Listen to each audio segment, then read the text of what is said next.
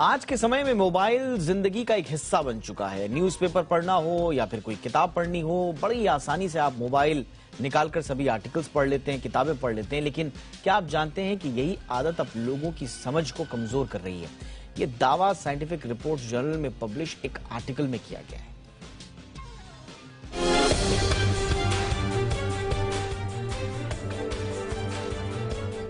दौड़ती भागती जिंदगी में स्मार्टफोन लाइफस्टाइल का एक हिस्सा बन चुका है। समय देखने से लेकर अखबार पढ़ने तक, रील्स बनाने से लेकर लाइव न्यूज तक, अगर स्मार्टफोन ना हो तो कुछ ना कुछ अधूरा जरूर लगता है। अब स्मार्टफोन न्यूज़पेपर और किताबों की भी जगह ले चुका है। अगर आप भी अखबार और किताबें स्मार्टफोन के जरिए पढ़ते हैं तो सावधान हो जाइए, क्योंकि ऐसा करने पर शब्दों की समझ कम हो जाती है। साइंटिफिक रिपोर्ट्स जर्नल में पब्लिश एक आर्टिकल में कुछ ऐसा ही दावा किया गया है। इस रिपोर्ट में यह भी दावा किया गया है कि स्मार्टफोन पर रीडिंग से प्रीफ्रंटल कॉर्टेक्स में ओवर एक्टिविटी होती है, जो बेहद चिंताजनक है, क्योंकि आज के समय में रीडिंग के मामले में ज्यादातर लोगों की निर्भरता स्क्रीन पर होती जा रही है।